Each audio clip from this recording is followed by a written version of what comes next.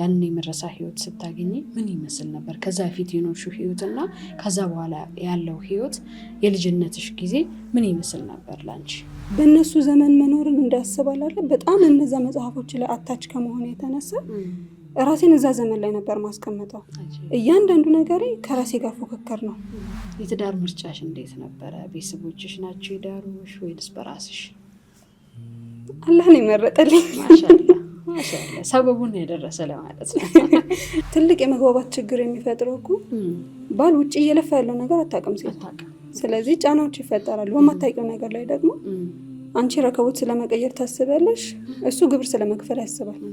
ይሄ ነው ልዩነቱ የሚመጣው። በእርግጥ ትልቁ ግብ ነው ከምንኖርላቸው ግቦች መካከል አንዱ እንጂ የመጨረሻው ግብ አይደለም። እኔ አሁን የትኛውንም ስራ ስሰራ ጋዜጠኝነት ላይ እንደማገኘው ደስታ ምናልባት ቂርአት ላይ ካልሆነ በቀር የለም። ሲጀምር በጣም የምወደው ዘርፍ ነው። እውነት ነው።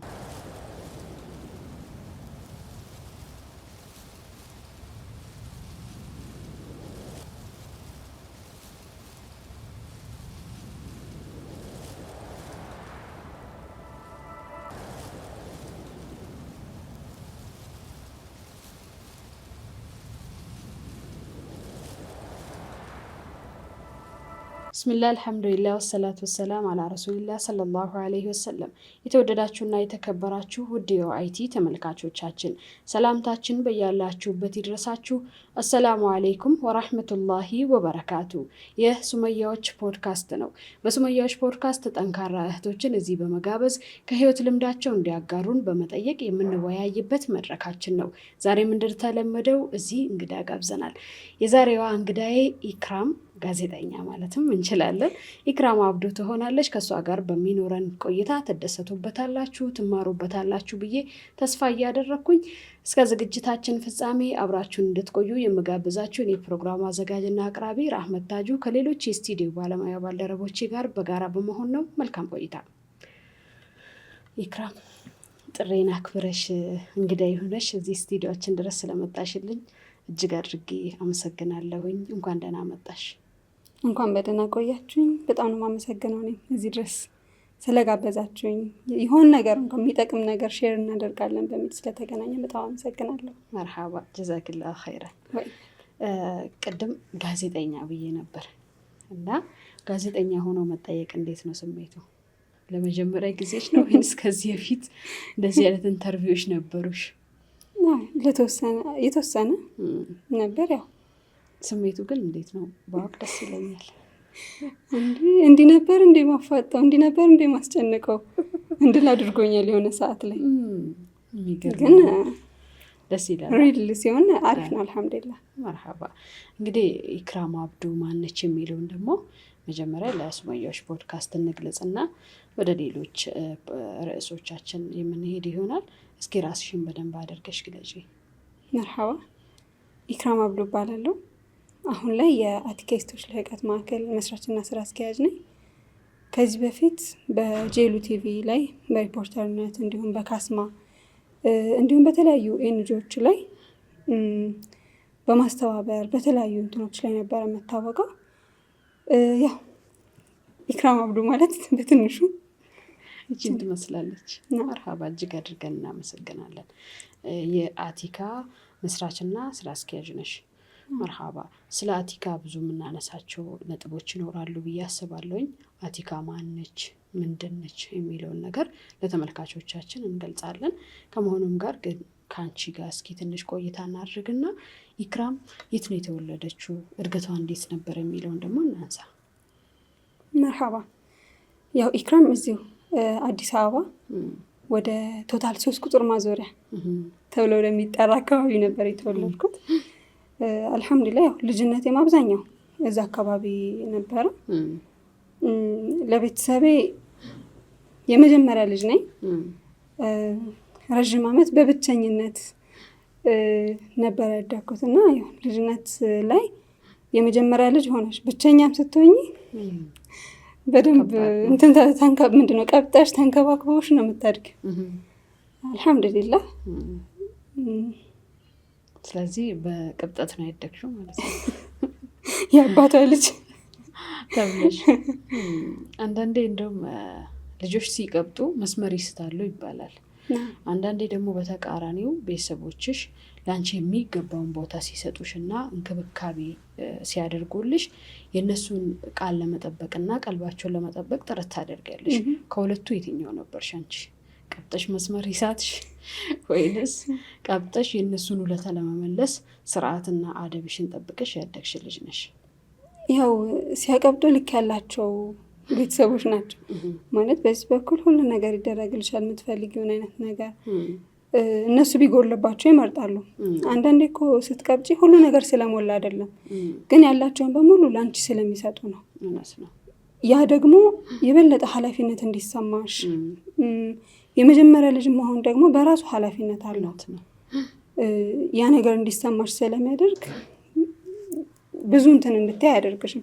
ምክንያቱም አንደኛ የመጀመሪያ ልጅ የቤተሰቦቹ የእቅድ መተግበሪያ ነው ብዬ አስባለሁ። እንዲህ ነው ማሳደግ ምፈልግ የሚለውን ልጃቸውን የሚያዩበት ይመስለኛል።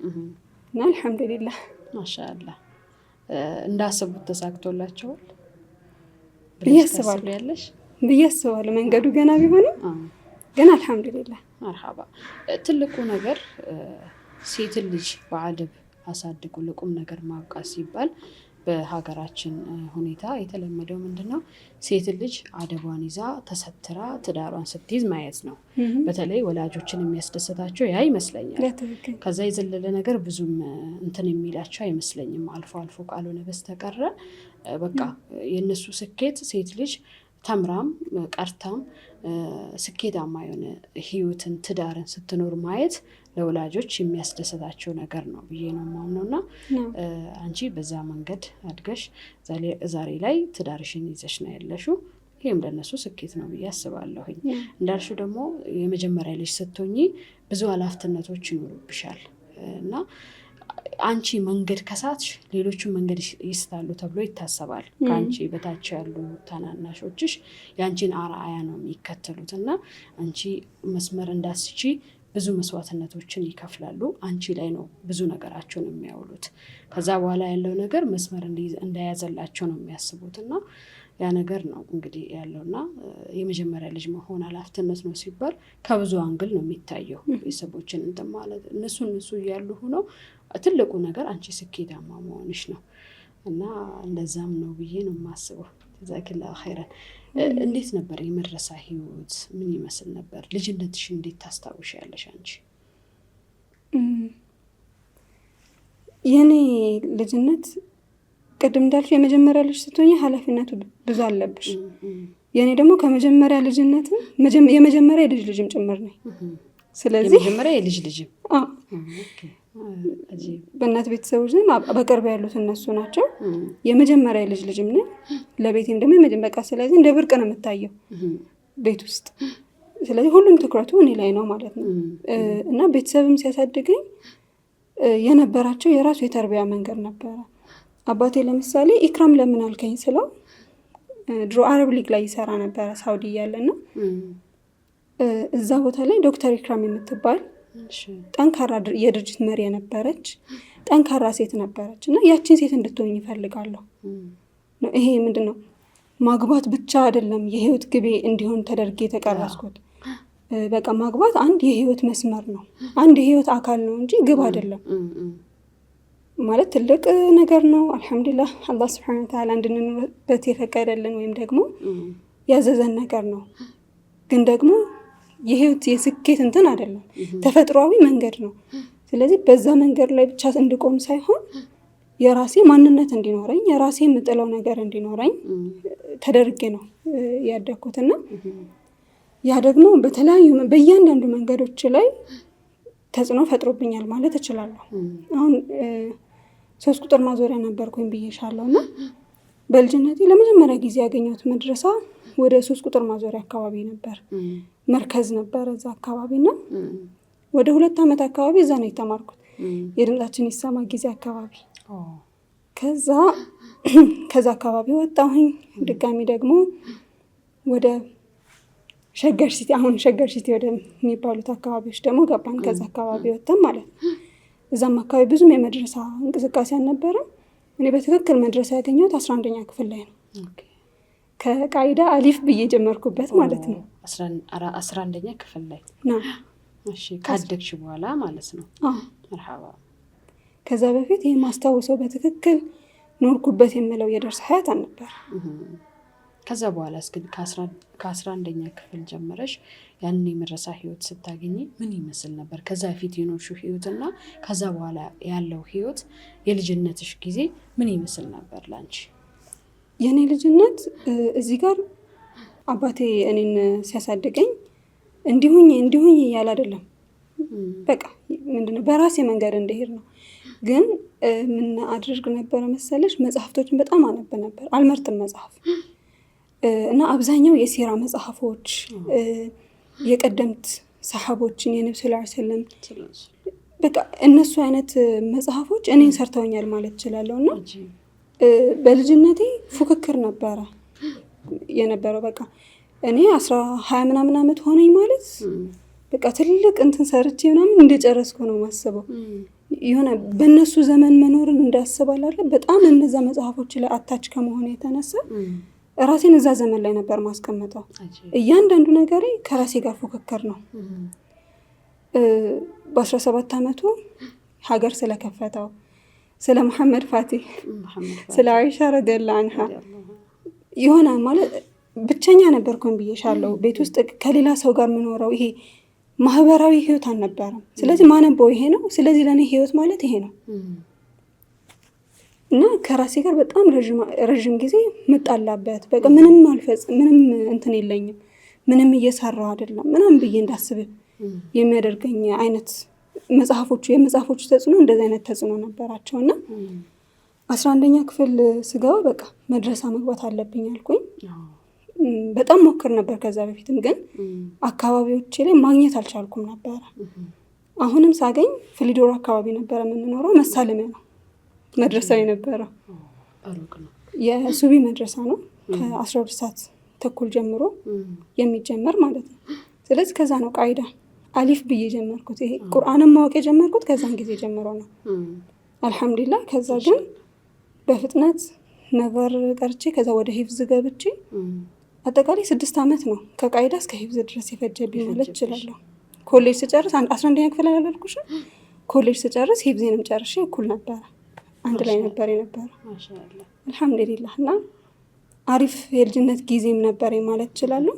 ልክ 20 ዓመት ሲሞላኝ በቃ ሁሉ ነገር የተገላበጠብኝ ነበር ይመስለኝ። ምክንያቱም ነግሬሻለሁ ራሴን ማወዳደረው እዛ ከነበር። ስለዚህ እኔ እዚህ ጋር ምንም የሰራሁት ነገር የለም። ሃይማኖታዊ ዕውቀት የታለ? በቃ ከራሴ ጋር በጣም ጥል ውስጥ የምገባበት ጊዜ ነበረ። ግን አልহামዱሊላህ ለሁሉም ጊዜ እንዳለው ደግሞ ህይወቱም ደግሞ እያስተማረችሽ ትመጣለች። ማሻአላህ በጣም ደስ የሚል ነገር ነው። ራስን መጠየቅ መቻል በራሱ ትልቅ ነገር ነው ብዬ አምናለሁ። የሆነ ራሱን የቻለ እድል ነው ይሄ ራሱ መታደል ነው። ምክንያቱም ራስሽን የምታገኘው ራስሽን ስትጠይቂና የት ቦታ እንዳለሽ የት እንደቆምሽ የት መድረስ እንዳለብሽ ስታቂ ነው። አንቺ መድረስ ያለብሽ ትልቁ ግብሽን ከማን ጋር አስተሳሰርሽው? ከትላልቅ ሰዎች ጋር፣ አርአያዎቻችን ከሆኑ ሰዎች ጋር ራስሽን አስተሳስረሻል።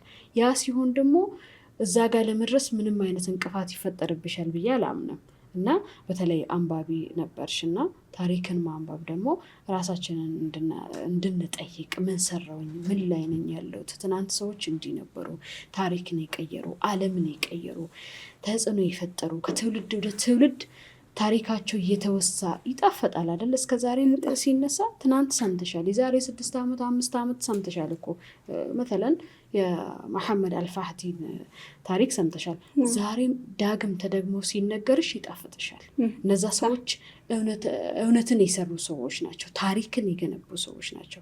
ታሪካዊ ነው ንግግራቸውም ተግባራቸውም በሙሉ እና እነዛን ሰዎች መከተል በራሱ ደግሞ ወደ ስኬት ያመራሻል ብዬ አምናለሁ። ጀዛኪላሁ ኸይራን። መርሐባ። ወደ ትዳርስ እንዴትና መች ገባሽ?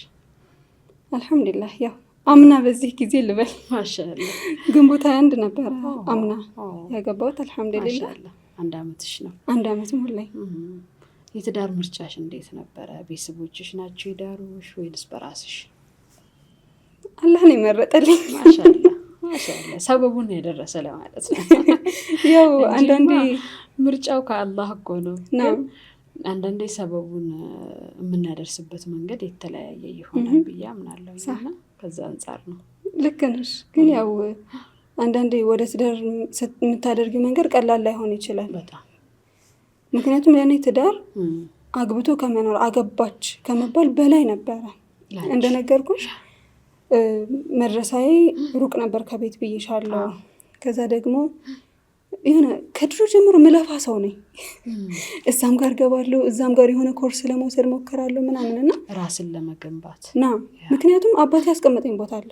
በቃ ያቺ ሴት ያቺ ዶክተር ኢክራም የተባለችው ሴት በዚህ በኩል እንዳልኩሽ የመጀመሪያ የልጅ ልጅ ነኝ፣ የመጀመሪያ ልጅ ነኝ ለቤቴ። ስለዚህ ከኋላዬ ሰዎች አሉ። ስለዚህ ጠንካራ መሆን ግዴታዬ ነው፣ የሆነ መስመር መያዝ ግዴታዬ ነው እና ሁሌ የማስበው ካገባው በኋላስ ምን አይነት ሰው ነው ማገባው? በዛው ይዞ የሚጠፋ ነው ወይስ ስለ ህይወቴ ብቻ እያሰብኩኝ ነገ የምረሳበት ነው ብዬ ስለማስብ ለእኔ ትዳር ማለት በቃ ትልቅ ነገር ነው። ምናልባት ብዙ ጊዜ በእኔ እድሜ ያሉ እህቶች ሼም ይዛቸዋል ምናምን።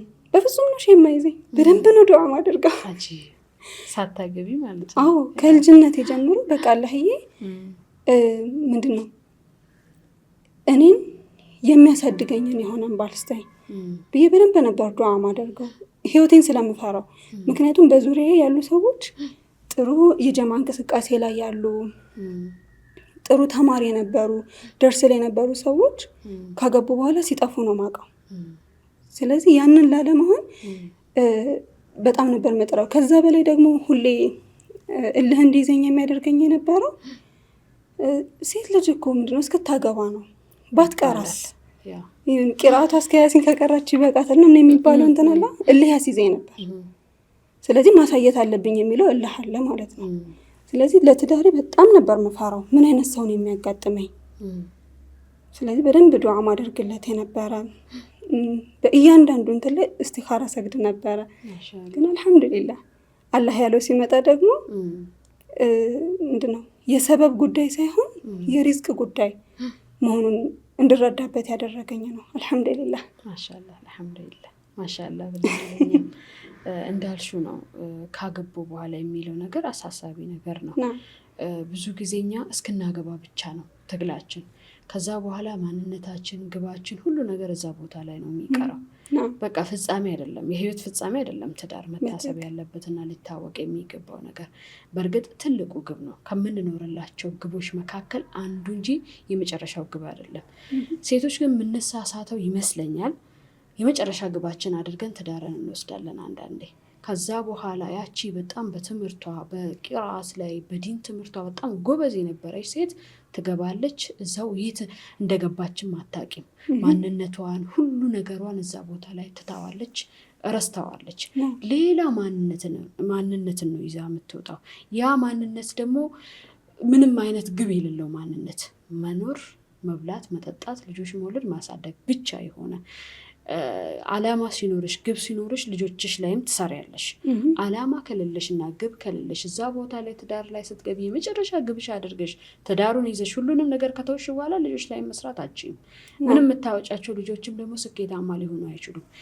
እንደውም በሚያሳዝን ሁኔታ ብስጩ የሚሆኑ ሴቶች ደግሞ ይፈጠራሉ። ሌላ ማንነት ነው እዚህ ጋር በቃ ግብ መስሏታል፣ የመጨረሻ ግቧ አድርገዋለች። ከዛ በኋላ ደግሞ ዱንያ ነው ጀነት አይደለም ያለ ነው። ችግሮች ይመጣሉ፣ ይፈራረቁብሻል። በብዙ ነገሮች ከባልሽ ጋር ትጋጫለሽ። የኢኮኖሚ የምን ብዙ ችግሮች ይመጣሉ።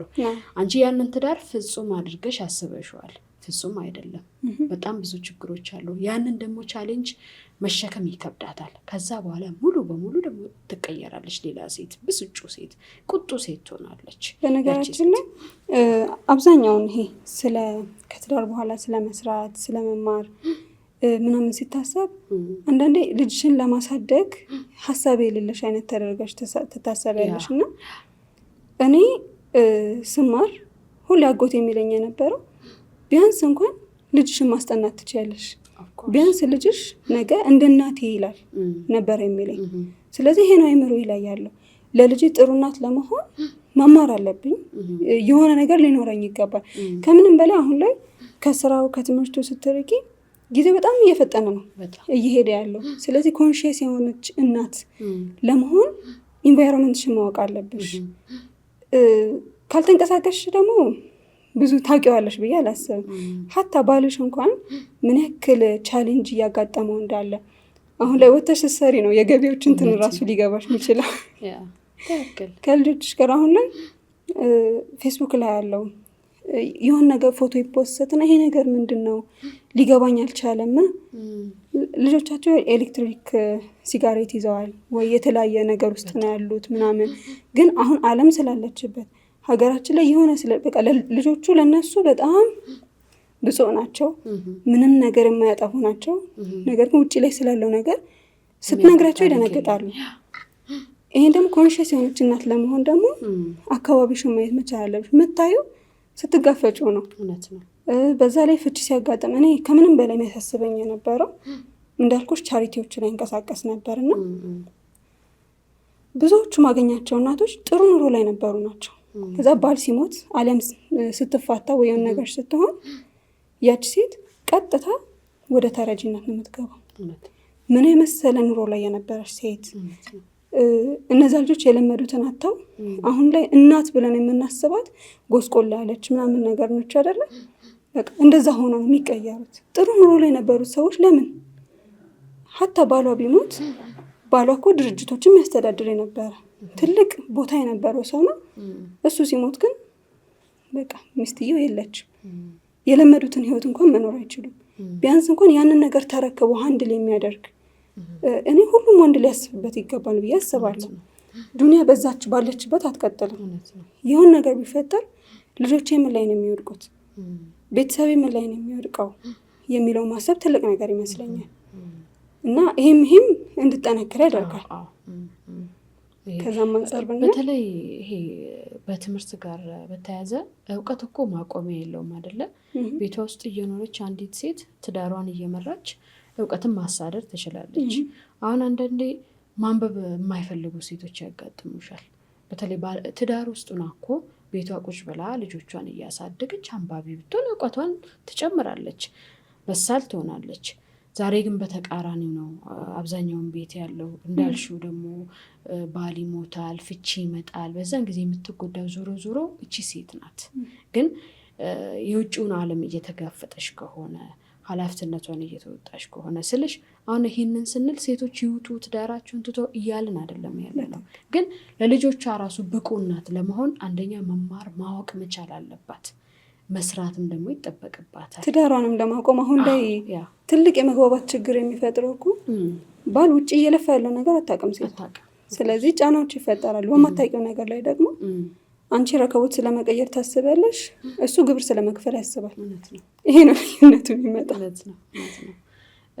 ብቻ ይሄ ልታሰብበት የሚገባ ነገር ነው እና ለምን ቅድም ብለሻል ከትዳር በኋላ ምን አይነት ሴት ነው የምሆነው? ምክንያቱም አባትሽ ስምሽን ሲያወጣልሽ ማንነትሽን ነግሮሻል። ያንቺ መንገድ ይሄ መሆን አለበት። ጠንካራ ሴት አለች፣ ያቺን ሴት ነው መፈለጋት ነው ዞሮ ዞሮ አይደለ? ግን ዶክተር ሂክራም ነበረች እንግዲህ አባትሽ አርአያ ያደረጋት ሴት እና እንደዛሽ ዶክተር አንቺም ዶክተር ለመሆን ጥረት አድርገሻል ወይንስ ጠንካራ ሴት መሆን አለብኝ ነው ያንቺ ዓላማ የነበረው? ዶክተር የሚለው መቅረት አለበት ብዬ አላስብም። ግን ያው በጤና በኩል ሳይሆን ሁሌ እኔ ተማሪ ነኝ።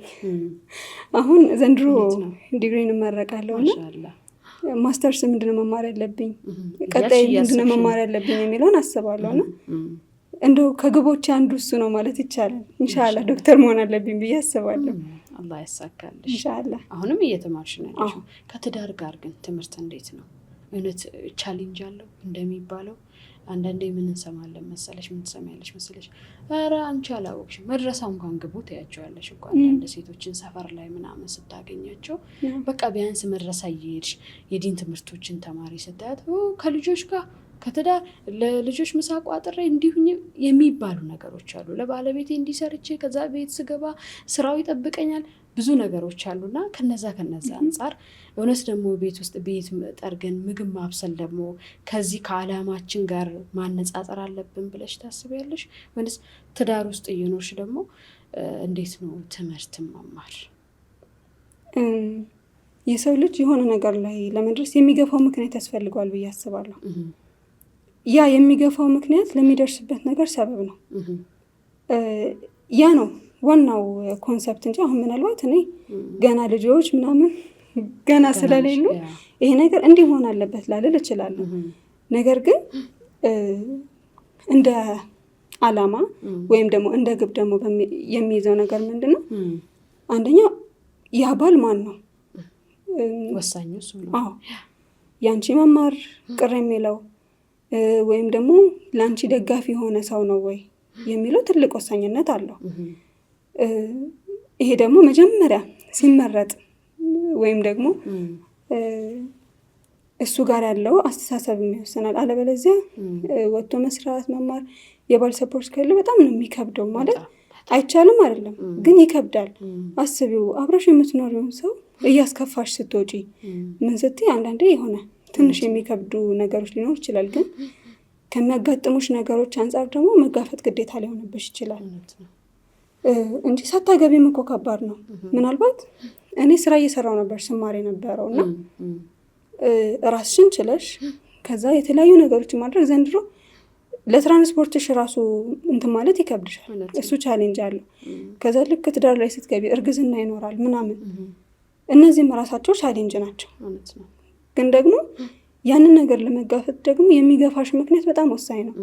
እዚህ ጋር የሚጠብቅሽ ቤተሰብ ካለ አሊያም ደግሞ አላማሽ ካለ ያንን ነገር በተለያየ መንገድ ትጋፈጫለሽ። ለምሳሌ እኔ ትልቅ የሚገፋኝ ምክንያት አለ። ካገባው በኋላ ልጆቼን እንዴት ነው ማደርገው? ተቀጣሪ ሆኜ መስራት ፈልጋለሁ ብዬሻለሁ፣ መማር ፈልጋለሁ፣ እንዴት ነው ማደርገው ብዬ ሳስብ መፍትሄን ነው የማስበው። ስለዚህ መፍትሄ ምን ነበረ? ተቀጣሪ ሆኜ አላገባም ስልሽ ተቀጣሪ ሆኜ ማግባት አልፈልግም። ስለዚህ ከአሁኑ መንገድ ማስተካከል አለብኝ ብዬ ከመወደው ስራ ነው የወጣሁት። ፍሪላንስ ስራ ላይ መግባት አለብኝ። ምክንያቱም ካገባሁኝ በኋላ ተቀጣሪዎች ጠዋት ወጥተሽ ማታ መገቢበት ሲሆን እዚህ ጋር በጣም ብዙ የምታጎያቸው ነገሮች አሊያም አንዱ ላይ እንዳትዘልቅ ያደርግሻል።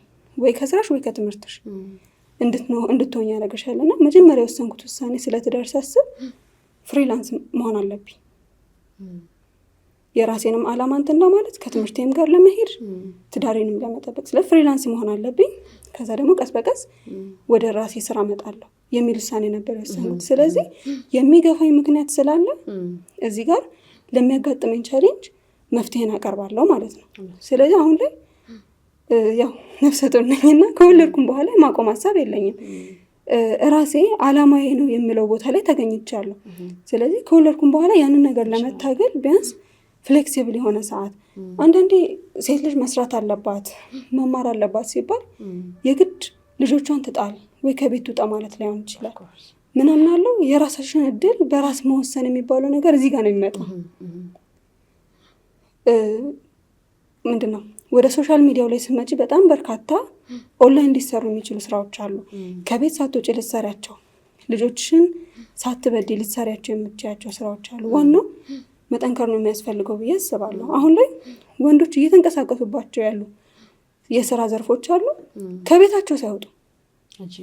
ያ ዘርፍ ላይ ለምን በሰፊው አልገባንም?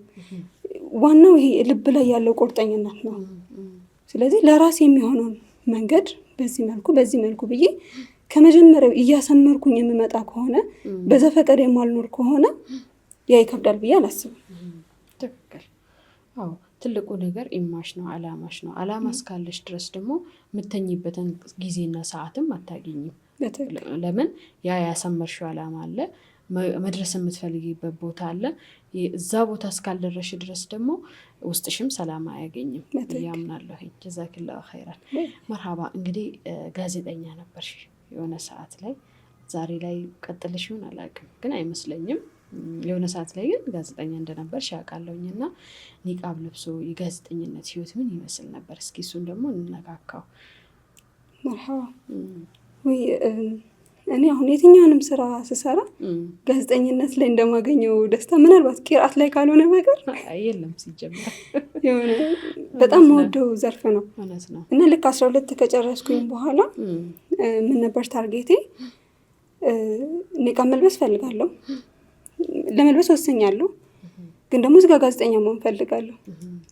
ምርጫዎቼ የነበሩት ፖለቲካል ሳይንስ ወይም ደግሞ ጆርናሊስት መሆን ነበር መማር ነበር። ስለዚህ ግራ ገባኝ የዛ ሰዓት ላይ ማን ነው የሚቀጥረኝ፣ የትኛው ሚዲያ ላይ ነው የምሰራው የሚል ሀሳብ መጣብኝና ምን አደረኩኝ? ወደ አረብኛ ቋንቋ ከ12 በኋላ አረብኛ ቋንቋ ወደሚያስተምር ኮሌጅ ገባሁኝ ማለት ነው። አላማዬ ምንድን ነበረ? አረብኛ ቋንቋ ተምሬ ጋዜጠኝነትን ተምሬ መግባት ነበረ። ከዛ አረብኛ ቋንቋ መማር ጀመርኩኝ። አልሐምዱሊላህ አላህ ሲረዳኝ ደግሞ በዛ ወቅት ጄሉ ሚዲያና ኮሚኒኬሽን ላይ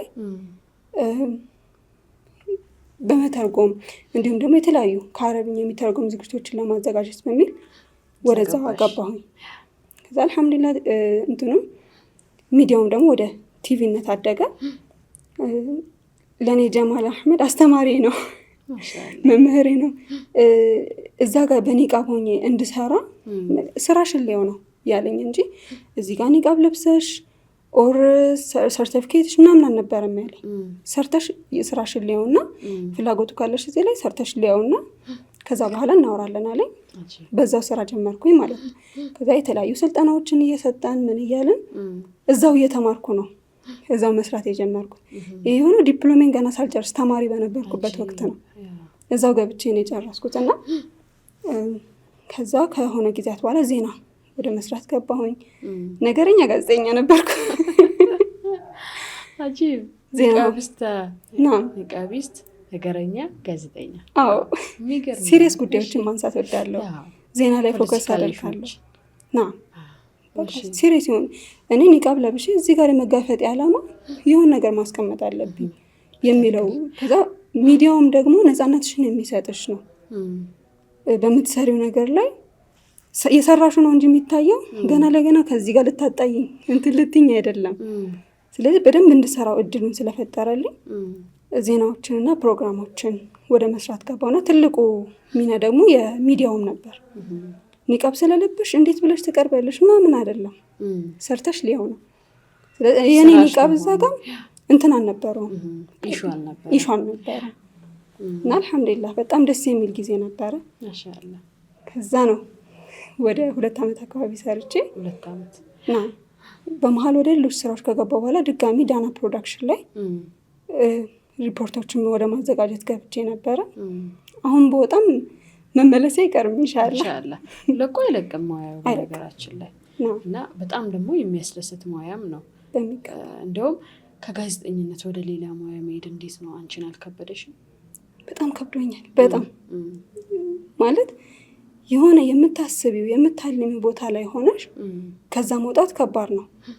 ግን ደግሞ የራሴ ቦታ ላይ ቆሜ ነፃ የሆነች ጋዜጠኛ መሆን ደግሞ እፈልጋለሁ። እዚህ ጋር እንዳልኩሽ እዛው ሚዲያ ላይ የሆነ ቦታ ተቀጥሬ ያው ጋዜጠኛ እንደምታውቂው በተለይ ሚዲያ ላይ ተቀጥረሽ ዜና ክፍል ስትሆኚ በጣም ቢዚ ነው የሚያደርግሽ። ትኩረት መስጠት አለብሽ።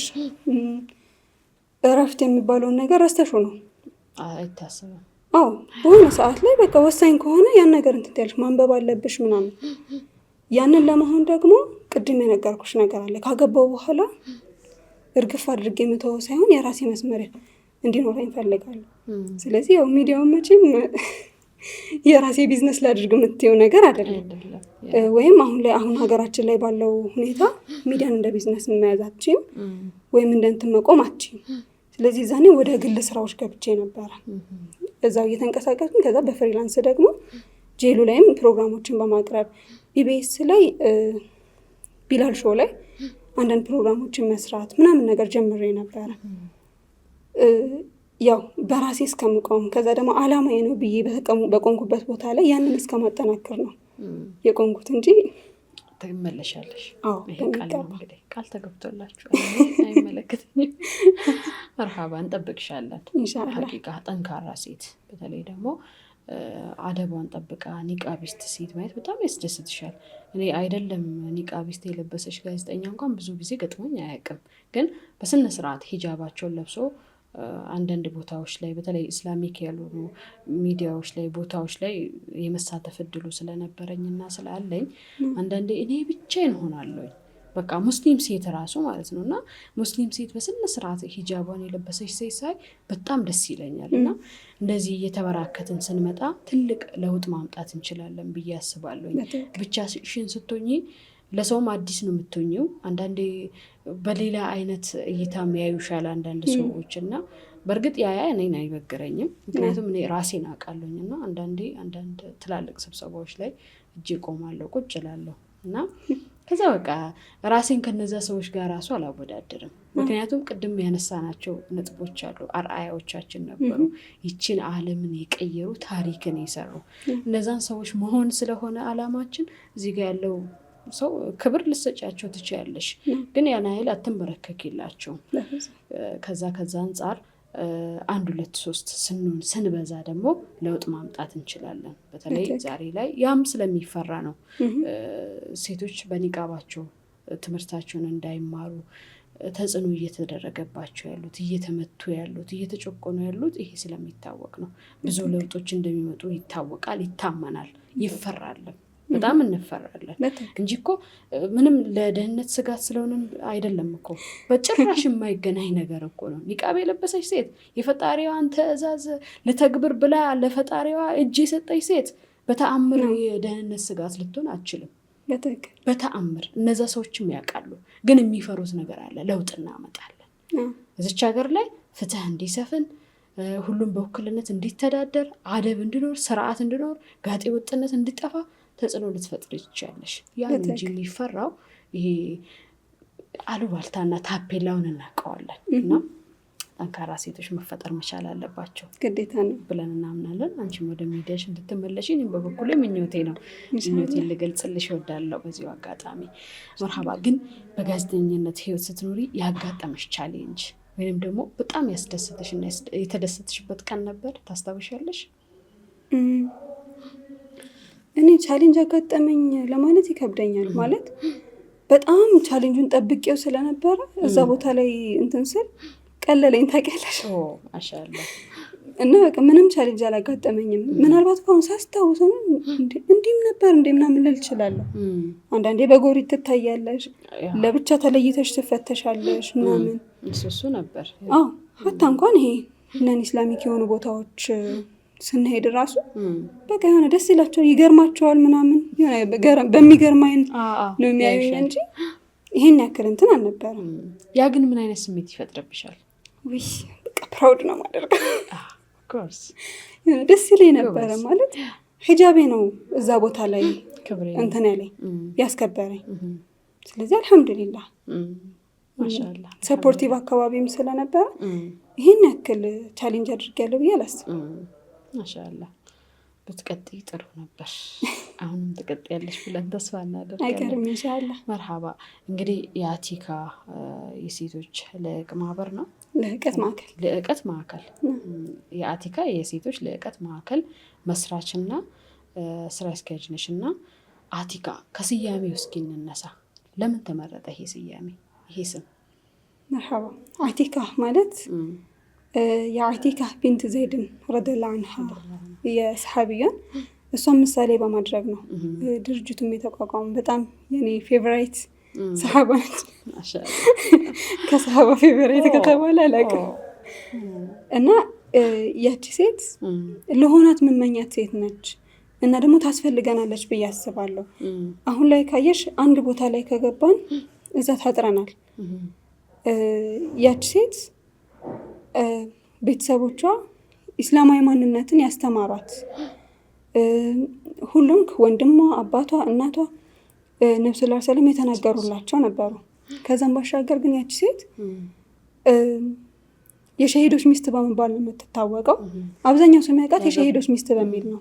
ግን ለእኔ የሸሂድ ሚስት በመባል ውስጥ ራሱ ትልቅ ጥንካሬ አይበታለሁ። ጠንካራ ሴት ነበረች።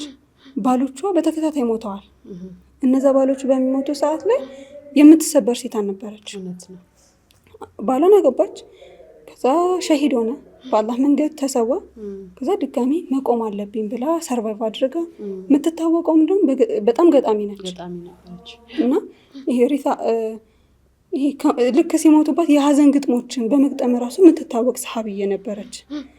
በጣም ከማዘናው እና ደግሞ ስትኖር በጣም ሮማንቲክ ህይወት ነው የምትኖረው። ሀታ እንኳን አቡበከር ረዲየላሁ ዐንሁ የመጀመሪያ ልጃቸውን አብደላህ ቢን አቡበከርን አግብታ ነበርና እንዲፈታቱላ አዘውታል። ልክ ምንድነው ሰላት ሊሄዱ ሲሉ ቆይስ ሚስቴን ቻው ብዬ ልምጣ አላቸውና ከሷ ጋር የፍቅር ወሬ ሲያወሩ ምን ሲሉ አቡበከር መጡ። ከዛ አጀማት አሉት ጁማ ሰገድክ እንዴ አሉት። እንዴ ተሰገደ እንዴ አላቸው። በቃ ይቺ ሴት ከሰላትህም ከቲጃራህም እንዳትሆን አድርጋለች ፍታት አሉት። በጣም ይዋደዱ ስለነበረ በቃ እቺ ሴት እያዘናጋች ነው በሚል ማለት ነው። ከዛ ተመልሰው ብዙ ታሪክ ተፈጥሮ ነው። ከዛ ድጋሚ ደግሞ ዑመር ረዲየላሁ ዐንሁ እንኳን አግብቷታል። ከዛ በኋላ የተለያዩ ትልልቅ ሰሃቦች ያገባት ሴት ነች። ከዛ ደግሞ በጣም ተቅይ የምትባል ሌሊት ሲቆሙ ከሚያድሩ አንደኛውን ባሏን ስታገባ መስፈርቷ የነበረው ፈጅር መስጂድ ነው መስገድ የምፈልገው።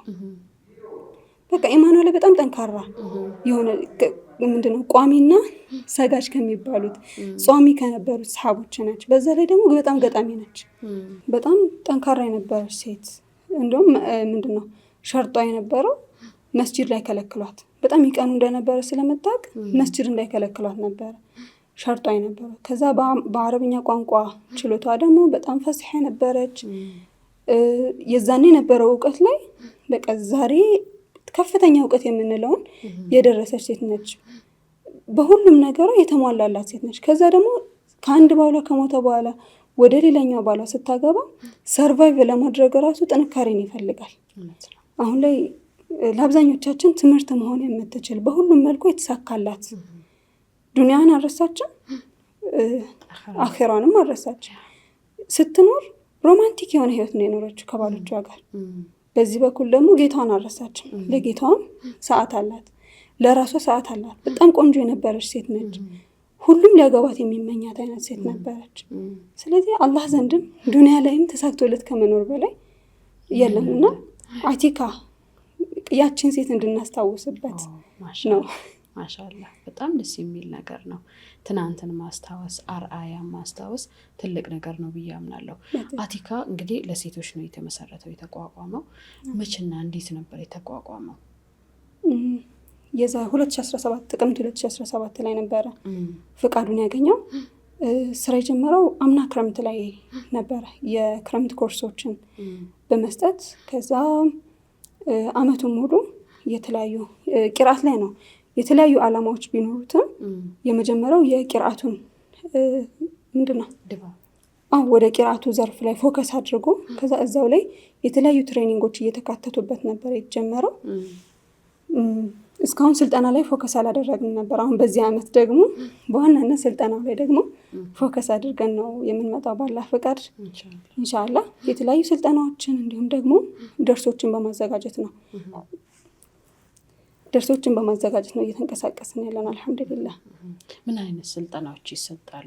እስከዛሬ ተሰጥቶ ያውቃሉ?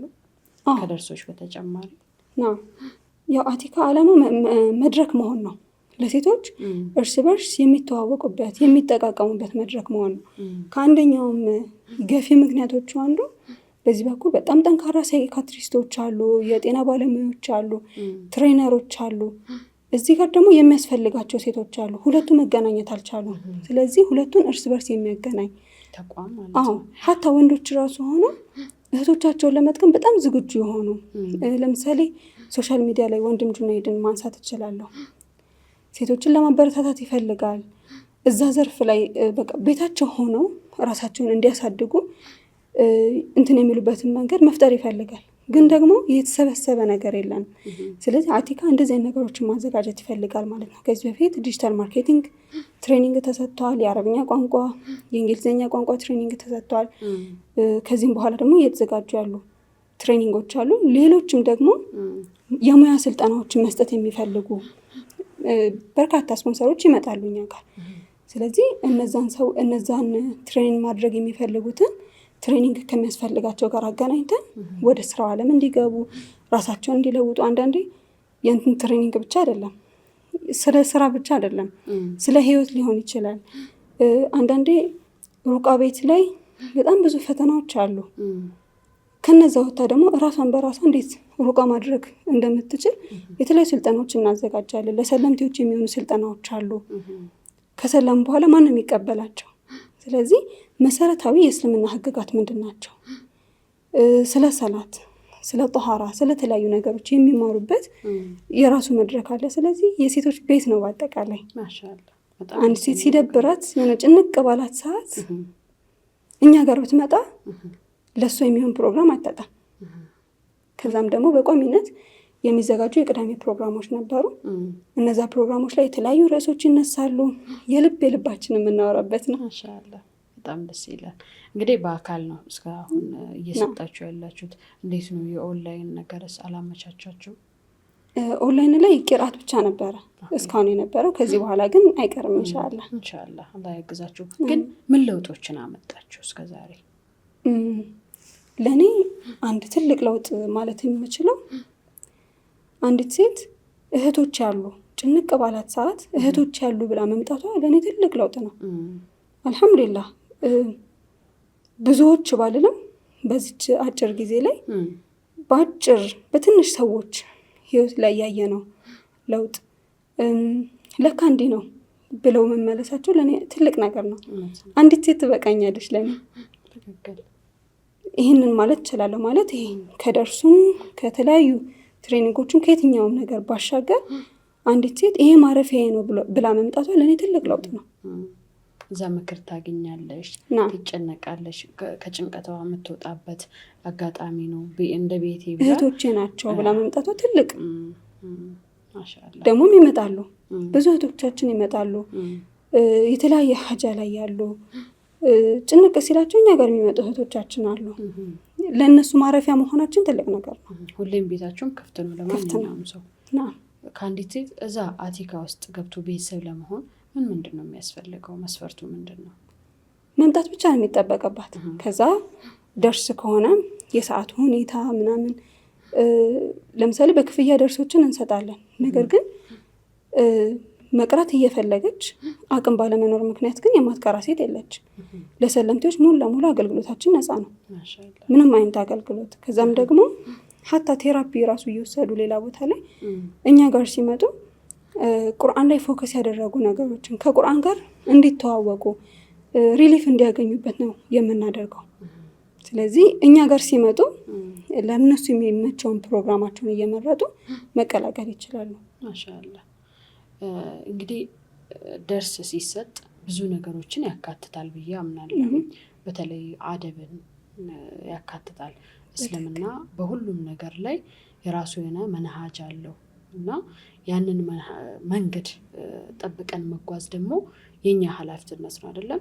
ዛሬ ላይ ለስም ነው ሙስሊም የምንባለው፣ ግን አኽላቃችን፣ አለባበሳችን፣ ከጎረቤት ጋር ያለን አላቃ በተለይ በአኽላቅ ዙሪያ ልሰራብን የሚገባ ነገር ነው። በተለይ ሴት ልጅ አኽላቅ ሲኖራት ነው አይደለ ውበት የሚኖራት።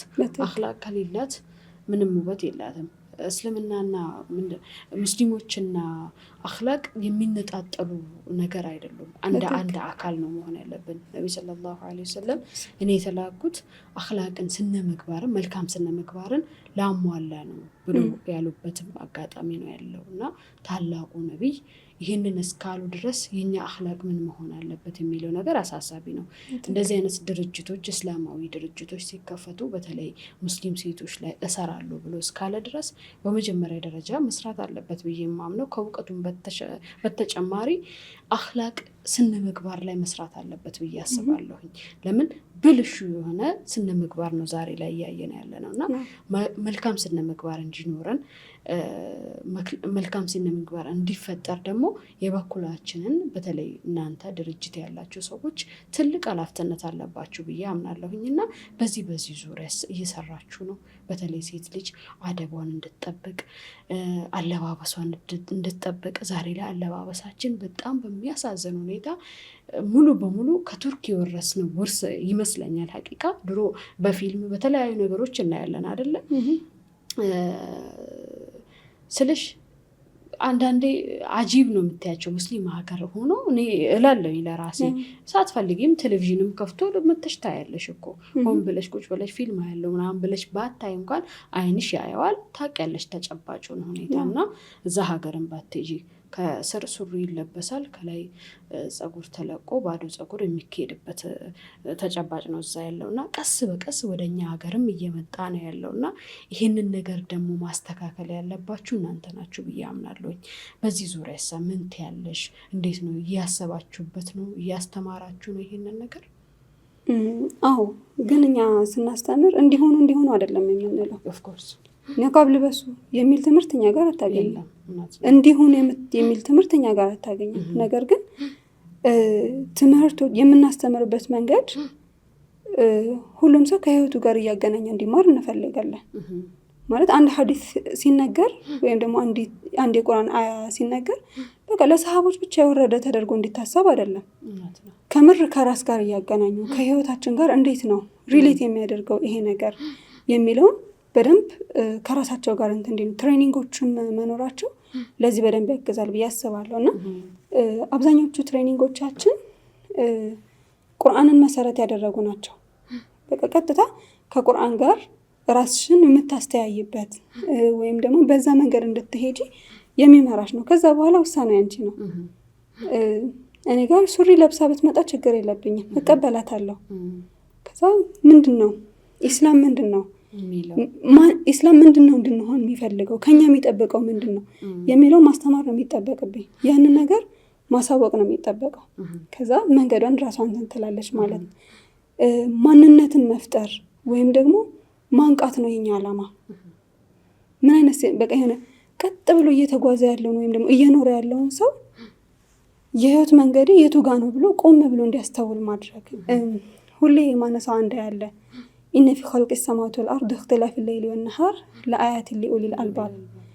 አንዳንዴ መማራችን መቅራታችን አይደለም። ልክ እዚህ የቁርአን አያ ላይ የሰማያትና የምድር መፈጠር የሌሊትና የቀን መፈራረቅ ለልቦና ባለቤቶች ምንድነው ምልክት ነው ይላልና በጣም እንዲገርም የሚያደርገኝ ይሄ አንቀጽ ምንድነው አላህ የልቦና ባለቤት ብሎ የጠራቸው ወይም ደግሞ ያሞገሳቸው የሆነ ጥልቅ የሆኑ ነገሮችን በሰው ልጅ አፈጣጠር በሳይንስ ውስጥ ያሉ ጥልቅ ነገሮችን ወይም ስለ ህዋ ምናምን ነገር አይደለም። ሁላችንም በምናየው ሰማይና ምድር ውስጥ ሁላችንም በምናስተውለው የቀንና የሌሊት መፈራረቅ ውስጥ ልዩን ነገር ማውጣት የአላህን ታላቅነት በዛ መረዳት የሚችሉት ናቸው። ሁሉም ሰው ሰማይና ምድር ነው ያያል። ሁሉም ሰው ሌሊትና ቀን ሲፈራረቅ ያያል። የአላህን ተአምር ወይም ደግሞ የአላህን ታላቅነት በዛ ውስጥ የሚያዩት ግን የልብ ባለቤቶች ናቸው።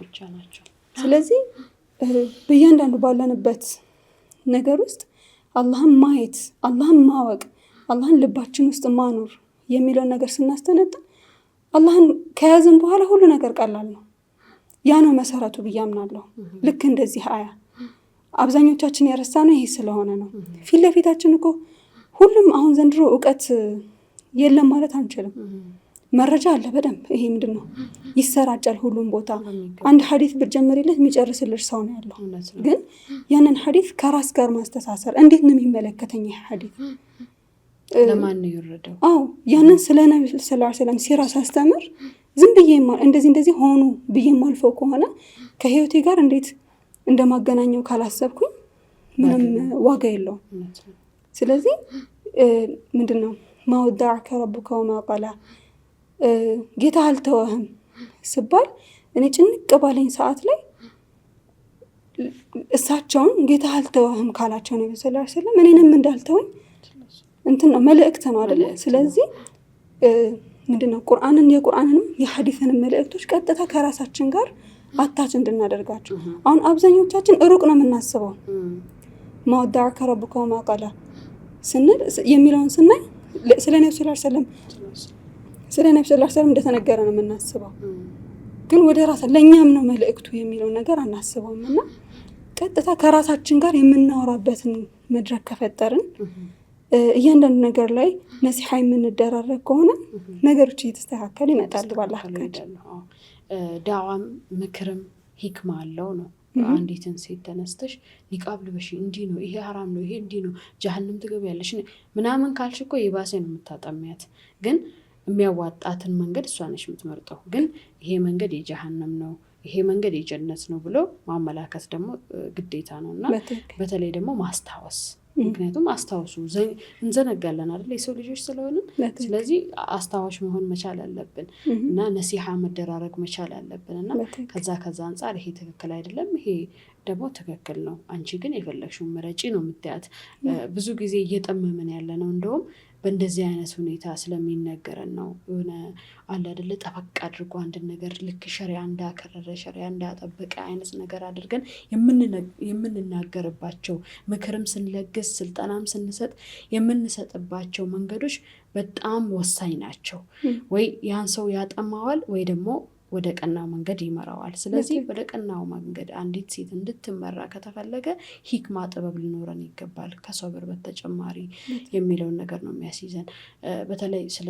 ሱሐቦች የሚነሳ ስለ ቁርአንም ስለ ሐዲስም ስነሳ ሁሉም ነገር የሚነገረው ለኛው ነው ለነፍሴ ነው የሚለውን ነገር ወደ ራሳችን ደግሞ መውሰድ ወሳኝነት አለው እንጂ ዝም ብለን ብቻ ለመቅራት ቁርአንን ለማፈዝ ብቻ ጭንቅላታችን ላይ እንድቀመጥ አይደለም እንድንተገበረው ነው ወደ ስራ እንድንቀይረው ነው እና ማስተንተን የሚለው ነገር ያነሳሽውን ነገር ደግሞ በጣም ወድጄዋለሁ ሐቂቃ ለምን ካስተነተንን ሁሉም ነገር አያ ነው ተአምር ነው ሁሉም ነገር እኔና አንቺ እዚህ ቁጭ ብለን እንዲህ መነጋገራችን ተአምር ነው የአላሁ ሱብሓነሁ ወተዓላ ከትናንት ወዲያውና አላሰብነውም እኮ የሆነ ሰዓት ላይ ነው የደወልኩልሽ ተገናኘን አልሐምዱሊላህ ሁሉም ነገር ተአምር ነው ግን በምን አይነት እይታ ነው እያየን ያለነው ታላላቅ ተአምራቶችን ብቻ አይደለም ሰማይ ምድር ረቂቅ ናቸው አይደለ እነዛን ግን የምናስተውልባቸው መንገዶች በጣም የተለያዩ ናቸውና ቁጭ ብለን ማስተንተን አለብን የጌታችንን ጥበብ ስራዎችን ማየት አለብን ከዛ ደግሞ ወደ ነፍሳችን ልናመጣ ይገባል ብዬ አምናለሁኝ ትልቁ ነገር የተፈጠርንለት የራሳችን የሆነ ራሱን የቻለ አላማ አለ ለዛ አላማ እየተገው ነው ወይ እየኖርኩ ነው ወይንስ ያንን አላማዬን ዘንግቼዋለሁ ረስቼዋለሁ የሚለው ነገር ደግሞ ራስን መጠየቅ ግዴታ ነው ብዬ አምናለሁኝ ጀዛኪላሁ ኸይራን ምናልባት ብዙ ነጥቦችን አንስተናል ብዬ አስባለሁኝ በተለይ ከአቲካ ጋር በተያያዘ ወደፊት ምን እንጠብቅ እስኪ አቲካ የት ትደርሳለች አቲካ ኢንሻአላህ የተለያዩ እቅዶች አላት እዚህ ጋር እንደርሳለን ከማለት እኔ ምን መርጣለሁ ብዙ እህቶች አሉኝ የኔ የምለው ሰው አለ ብለው የሚመጡበት ቤት ይሆናል ኢንሻአላህ ትልቁ ግብ እሱ ነው አሁን ዛሬ ላይ መተማመን አይደለ ያጣነው የኔ የምንለው ሰው አይደለ ያጣነው ያን እነዛን ሴቶች መሆን እንፈልጋለን አቲካ ላይ ያለው ሁሉም ሰው ስታይ ሁሉም ዌልካሚንግ ነው በቃ ለመቀበል ዝግጁ የሆነ እህቶቼ ናቸው ብሎ እንትን የሚል ነው ያለውና ለምሳሌ ይሄን ያክል ሰው ስራ እንፈጥራለን ለዚህ ያክል ሰው ትሬን እናደርጋለን ምናምን ነገር ሳይሆን ኢንሻአላህ ብዙ አቲካዎችን የምናፈራበት ይሆናል ከዛ በላይ ግን እህቶች አሉኝ እዚህ ጋር ጭንቀቴን እዚህ ጋር የሆነ መፍትሄ አገኛለሁ ብለው አቲካን ቀስደ የሚያደርጉ እህቶቻችን ይመጣሉ ብዬ አስባለሁ ይህን እህትማማችነት መፍጠር ከምንም በላይ ነው ኢንሻአላህ አላህ ይርዳችሁ አላህ ያግዛችሁ ለምንድን ነው ያነሱት ብዙ ጊዜ እንደዚህ አይነት ተቋማቶች ይከፈታሉ መከፈታቸውን እንደሰማሽ ደግሞ ሲዘጉ እናያለን ያ ግን መሆን የለበትም ብዬ አምናለሁኝ በእርግጥ በተለያዩ ቻሌንጆች ምክንያት ነው የሚዘጉትም ስለዚህ እነዛን ቻሌንጆች ግን አልፎ እጅ ለእጅ ተያይዞ ወደፊት መራመድ ግድ ይላል ምክንያቱም እኔ ያለሁልሽ መባባል በራሱ ትልቅ ነገር ነው በተለይ የተከፋይ ሴት ስሞታዋን የውስጧን አውጥታ የምትናገርበትን ቦታና አንተን ያጣይ ሴት ቦታ ስታገኝ ደስተኛ ትሆናለች ብዬ አስባለሁኝ አምናለሁኝ እንደዚህ አይነት መድረኮች መከፈታቸውና መኖራቸው ደግሞ ለሙስሊም ሴቶች ጠቀሜታ አለው ብዬ አስባለሁኝ በተለይ ሳታዳሉ እቺ ኒቃቢስት ነች እቺ ሱሪ ለባሽ ሰው በመሆኗ ሙስሊም ሴት በመሆኗ ብቻ እንደዚህ አይነት መድረኮችን መፍጠር መቻል ትልቅነት ነው ብዬ አምናለሁኝ ግን ሊዘነጋ የማይገባው ነገር እንደፈለገች አክላቋ ባያምር ምን አገባኝ የሚል ነገር መኖር የለበትም አክላቅ ላይ ሊሰራ ይገባል ብዬም አስባለሁኝ በጥበብ በሂክማ ሁሉንም ነገር ብናደርግ የተሻለ ትውልድን እንፈጥራለን ኢንሻአላህ ምክንያቱም ሴት ልጅ ከተበላሸች እኮ ትውልድ ነው የሚበላሸው ሐቂቃ ዛሬ ላይ ተበላሽታ የምታያት ሴት ልታሳስብሽ ይገባል ነገ ምን አይነት ትውልዶችን ምን አይነት ልጆችን ነው የምታፈራው ሴት የሚለው ነገር ያሳስበናል ስለዚህ ነፍሳችን ላይ እንስራ ዛሬ ምናልባት እንዲህ ቁጭ ብለን ስናወራ እኛ ጥሩ አይነት ሁኔታ ላይ ሆነን አይደለንም። እኛም መካሪዎች አሉን አይደለ? የሚመክሩን ሰዎች፣ እንሳሳታለን፣ የሰው ልጆች ነን እና ብዙ ጉድለቶች አሉብን። ለዚህ ጉድለታችን ደግሞ ይህንን ጉድለታችንን እንድንሞላው ደግሞ የሚያደርጉን ከጀርባችን የሆኑ ሰዎች አሉ። እኛም እነሱን ማዳመጥ መቻል አለብን። ከኛ በታች ያሉ ታናናሾቻችንን ደግሞ እኛ ጉድለቶቻቸውን ለመሙላት ደግሞ ጥረት ማድረግ መቻል አለብን በሚል ነው እንጂ ፍጹም ራሳችንን አድርገን አይደለም እዚህ ጋር እያወራን ያለ ነው። ያልታሰብበት ይገባል ብዬ አስባለሁኝ። በተሳሳተ መንገድ እንዳይረዱን። ምናልባት ይሄን ነገር እንትን ሲሉ ለምሳሌ እኛ ጋር እንዲመጡ የምንፈልገው ምን አዘጋጅታችሁ ነው ሊሉን ይችላል። ለምሳሌ በዚህ ክረምት ላይ አንድ የምናዘጋጀው ፕሮግራም አለ፣ ለታዳጊዎችም ለእናቶችም የሚሆን ከቁርአን ባሻገር ህይወትን ተምረውበት እንዲያልፉ ለህይወታቸው የሚያስፈልጉ ስንቆችን ወደፊት እኔ ያደግኩት እንደዛ ነው። የሚገጥመኝን ነገር ከፊት እየተነገረኝ ከስር እየተነገረኝ ምንድን ነው ለምሳሌ ስለ ካምፓስ ሲሆን እንዲህ ነው ሊያጋጥምሽ የሚችለው ስራ ከመጀመር እንዲህ ነው እየተባልኩ ነው ያደግኩት ና እየተዘጋጀው ነው። ይሄን ነገር ብዙዎች ያስፈልጋቸዋል ብዬ አምናለሁ። ብዙ እናቶች አሁን ላይ ግራ የተጋቡበት ጊዜ ነው። እንዴት ነው ከልጄ ጋር ያለኝ እንትን እንዴት ነው ሊሆን የሚገባው የሚሉበት ጊዜ ነው እና ለልጆችና ለታዳጊዎች ቁርአንን ወይም ደግሞ ኢስላማዊ ትምህርትን ከትሬኒንጎች ጋር አንድ ላይ አዘጋጅተን የምንጠብቅባቸው ፕሮግራሞች አሉ። ማለት ሁሉም የራሱ አካሄድና ካሪኩለም አለው።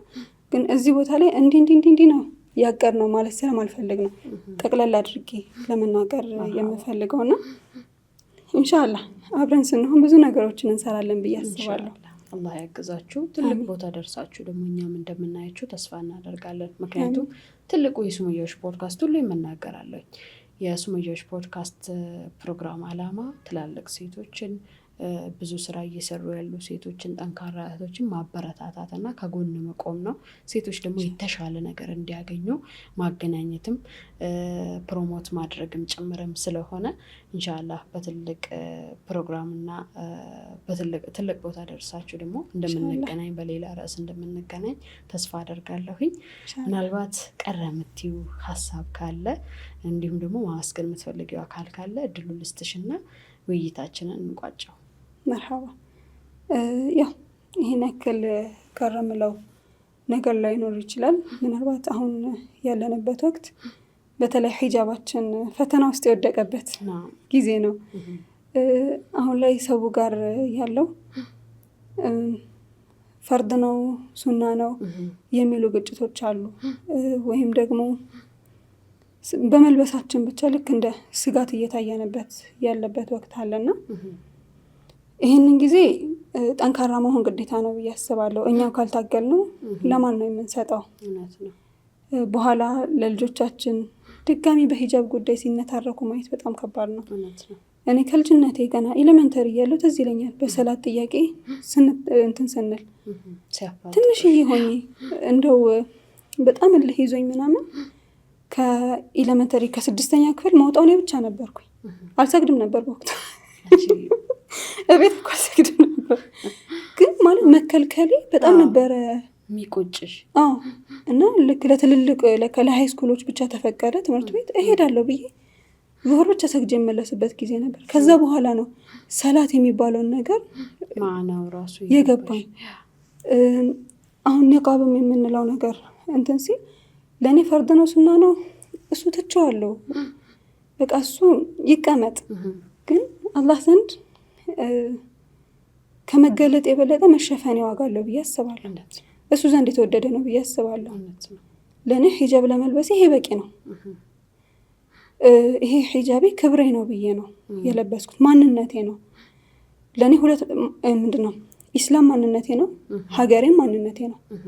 ስለዚህ ሁለቱን ማንነቶች ማንም እንዲነካብኝ አልፈልግም። በሀገሬ ለመኖር ማንነቴን እንድጥስ ሌላኛውን ማንነቴን እንዳላከብር የምገደድ ከሆነ እዚህ ጋር ችግር አለ። ስለዚህ ለዛ ነገር እታገልለታለሁ ማለት ነው። ስለዚህ በሁሉም አይነት አማራጮች በሁሉም መንገዶች እንዲሁም ደግሞ ሙዕተሲማ ስንላቸው ለበይክ የሚሉን ወንዶች ያስፈልጉናል ብዬ አስባለሁ። ሱና ነው ፈርድ ነው የሚለው ይቀመጥ። ምንድነው ነብዩ ሰለላሁ ዐለይሂ ወሰለም እኮ ሐጀተል ወዳዕ ላይ ኢስተውሱ ቢኒሳኢ ኸይራ ብለው አደራ ሰጥተዋል። ሁላችንም ነብዩ ሰለላሁ ዐለይሂ ወሰለም እንወዳለን። ስለዚህ ወንዶቻችን አደራችሁን ተወጡ። ወሙዕተሲማ ስንላችሁ አትሽሹ፣ አቤት በሉ አለሁ ከጎናችሁ ነን እንዲሉን እንፈልጋለን። የሚሸሹን ከሆነ እኛ ብቻ እንድንጋፈጥ የሚተውን ከሆነ ይህም ትልቅ ችግር ነው። ሱና ፈርድ ነው፣ ይቀመጥ፣ ችግር የለውም። ግን መልበሴ ብቻ መገለጫዬ ነው። ተገልጣ መማር የተፈቀደላት ሴት እንዴት ልሸፈን ስትል ትከለከላለች? እኔ አባቴ ኒቃብ ከለበስኩ በኋላ ቤተሰብ ምናምን ተሰብስቦ እንዴት ሳታገባ ምናምን ትፈቅዳለች ሲል ልማር ስትል እሺ ብዬ፣ ልቅራ ስትለኝ እሺ ብዬ፣ ልሰተር ስትለኝ እንዴት እምቢ እላታለሁ ነበር ያለው የነበረውና ከተሸፈንኩኝ መብቴ ነው፣ በቃ ማንነቴ ነው፣ ምርጫዬ ነው። ስለዚህ ምርጫዬ ሊከበርልኝ ይገባል። ለዚህ ደግሞ ሁላችንም በጋራ የምንንቀሳቀስበት ዛሬ ትተነው ምንድነው ትንኩስ በተደረገ ጊዜ ብቻ የምንነሳበት ሳይሆን ይሄ ነገር የሚመለከታቸው መጅሊሱም አካል ይሁን ሁሉም ጉዳይ ብሎ ሊንቀሳቀስበት የሚገባ ነው። እነዚህ እህቶቻችን ዛሬ ላይ ትምህርት ቢከለከሉ፣ ስራ ቢከለከሉ፣ ነገ ደግሞ አክሱም ላይ እኮ ሻርፕ እኮ እየተከለከለ ነው ያለው። ነገ ወደ ሻርፕ ይመጣል። ከዛስ ኢስላማዊ ማንነት የሚባለው ለየትኛው ነው የምንለፋለት? ወንድሞቻችን፣ አባቶቻችን፣ ታላላቆቻችን ይህንን ነገር ከተውን እንደፈለጋችሁ ሆኖ ችግር የለውም አትልበሱ ካሉን፣ ማንነታችንን ካላስከበሩልን ማንን ነው የምንጠብቀው? ስለዚህ እኛም ሳንሳን በዚህ ጉዳይ ላይ በደንብ ሲሪየስ ሆነን መሄድ አለብን ብዬ አስባለሁ። በየትኛውም አማራጭ ከኛ በሚጠበቀው መንገድ በሙሉ ኢንሻአላህ እኛም እንታገላለን፣ በጋራ የሆነ መፍትሄ ላይ እንደርሳለን ብዬ አስባለሁ። ቤተሰቦቼን በጣም አመስገን ፈልጋለሁ። ባለቤቴን በጣም አመስገን ፈልጋለሁ። እናንተንም ደግሞ ይህንን ፕሮግራም ስላዘጋጃችሁ፣ ስለጋበዛችሁን፣ የሱመያዎች ውበት እንዲታይ ስለምታደርጉ ደግሞ በጣም አመሰግናለሁ። ጀዛከላሁ ኸይር። እኛም እንደዚህ እየደከምሽ መተሽ ይህንን ሀሳብሽን ደግሞ ስለሰጠሽና ለተመልካቾቻችን ስላጋራሽ እጅግ አድርገን እናመሰግናለን። ጀዛከላሁ ኸይረን። መጨረሻ ላይ ያነሳሽው ፖይንት አሳሳቢ ፖይንት ነው። በተለይ በኒቃብ በሂጃብ ዙሪያ የሚነሱ ነገሮች እልባት ሊያገኙ ይገባል። እንዳልሽው ነገ ትውልዶች፣ ነገ ልጆቻችን በሂጃብ ምክንያት ከትምህርት ቤታቸው ሲከለከሉ ማየት ለእኛ ከውርደትም በላይ ውርደት ነው። እኛ የቀመስነውን ስቃይ ልጆቻችን መቅመስ የለባቸው። መከፈል ያለበትን ዋጋ ዛሬ ላይ ከፍለን የነገውን ነፃነታችንን ዛሬ ማሳወጅ መቻል አለብን ብዬ አምናለሁ እኛ ቂቃ። ምክንያቱም ይሄ እስልምና የሚባለው የምንኖርለት የምንሞትለት ጉዳይ ነው። ይሄ የመኖርና የመሞት ጉዳይ ነው። ሊታሰብበት ይገባል። ሂጃብ ሲነካ እስልምናሽ ነው፣ የእስልምናሽ መገለጫ ነው እየተነካ ያለው። ዛሬ ሂጃብን የከለከለሽ ሰው ነገ ሰላትን በመከልከሉ አለመከልከሉን ምን ዋስትና አለሽ? ምንም ዋስትና የለሽም እኮ። ስለዚህ ይሄ ነገር ደግሞ ዛሬ ነው ሊቋጭ የሚገባው። እንዳልሽው የሆነ ነገር በተፈጠረ ቁጥር ብለን ከዛ በኋላ እንመለሳለን። አድወል ኢስላም ግን ነገም ዛሬም አለሟልና አይተውም። እነሱ የሚያስቡት ነገር ስላለ፣ ማሳካት የሚፈልጉት ነገር ስላለ፣ ቅድም እንዳልሽው የተገላለጠች ሴት መማር ተፈቅዶላት የተሸፋፈነች ሴት እንዴት መማር ልትከለከል ትችላለች? መከልከል እኮ ካለበት እኮ ያቺ የተገላለጠች ሴት ናት። ምክንያቱም የተገላለጠች ሴት ምን ፍትናዎችን እንደምታመጣ የምታወቅ ነገር ነው። ያ ስለሆነ መከልከልም ካለባት ያቺ እርቃኗን የምትሄድ ሴት ናት ከትምህርት መከልከል ያለባት እንጂ አደቧን የጠበቀች ሂጃብ ልሸፈን ወንዶችን አላሳስት ያለች ሴት በምን ስሌት? በጣም የሚገርም ነገር እኮ ነው። ሀቂቃ ቁጭ ብለሽ ካሰብሽው የሀገርም ጉዳይ ከተነሳ እኛ ኢትዮጵያውያን ሙስሊሞች ነን። ኢትዮጵያ የሁላችንም ሀገር ነች። እኛ ደግሞ የኢትዮጵያ ተወላጆች ኢትዮጵያውያን ሙስሊሞች ነን። ይሄ ልታወቅልን ይገባል። መቼም ቢሆን መቼም እምነታችን ደግሞ ዳር ድንበራችን ነው። የምንሞትለት የምንኖርለት እምነታችን ነው እስልምና ብሎ ማለት። ሂጃብ ደግሞ የእስልምናችን መገለጫ ነው። እነዚህ ሶስቱም የሚነጣጠሉ ነገሮች አይደሉም። ትምህርትም ዋጅብ ነው፣ ግዴታ ነው፣ መማር መቻል አለብን። ግን ደግሞ ሂጃብን የከለከለሽ ሰው ነገ ሰላትን በመከልከሉ አለመከልከሉን ምን ዋስትና አለሽ? ምንም ዋስትና የለሽም እኮ። ስለዚህ ይሄ ነገር ደግሞ ዛሬ ነው ሊቋጭ የሚገባው። እኛ የቀመስነውን ስቃይ ልጆቻችን መቅመስ የለባቸው። መከፈል ያለበትን ዋጋ ዛሬ ማሳወጅ መቻል አለብን። የእቅራ ትውልዶች ነን እኛ። ተማር አንብብ የተባለን ትውልዶች ነን እና ስለዚህ ትምህርታችንን መተው አንችልም፣ ሂጃባችንን መተው አንችልም። እናት ሀገራችን ደግሞ ኢትዮጵያ ነች። ሀገራችን ስለሆነ የምንታገለው። አዎ ስለዚህ ይሄ መታወቅ አለበት። ሙዕተሲማዎች ደግሞ ዛሬ መፈጠር አለባቸው ብዬ አስባለሁ። አንድ ሙዕተሲማ ዛሬ ላይ ቢኖር እኮ እነዚህ ሁሉ ኢሹዎች እኮ አይነሱም ነበር። ሙዕተሲማ የሆኑ ወንዶች ስለጠፉ ነው ዛሬ ላይ በተደጋጋሚ ሙስሊም ሴቶች በዚህ ምክንያት እየተነቋቆሩ ያሉት። ስለዚህ ሙዕተሲማ ወንዶች ይፈጠሩ ነው የምንለው። ካላችሁ ደግሞ ካላችሁበት ቦታ ለበይኪ ያ ኡኽታ ብላችሁ በሉን ለማለት እንወዳለን። ጀዛኪላሁ ኸይረን። እንግዲህ ይሄ የኢጃብ ኢሹ ከተነሳ ሐቂቃ ብዙ የምንላቸው ነገሮች ይኖራሉ። ኢንሻአላህ በሌላ ጊዜ ተገናኝተን እንደምናወራ እንደምናነሳ መፍትሄ አግኝቶ ደግሞ አልሐምዱሊላህ ብለን የምንልበትም ጊዜ ይመጣል ብዬ ተስፋ አደርጋለሁ ኢንሻአላህ። ጀዛኪላሁ ኸይረን ለነበረን ቆይታ አሁንም በድጋሚ እጅግ አድርጌ አመሰግናለሁኝ። አላህ ያክብርልን። ጀዛኪላሁ ኸይረን። አሚን ሹክራን። በጣም አመሰግናለሁ። መርሐባ።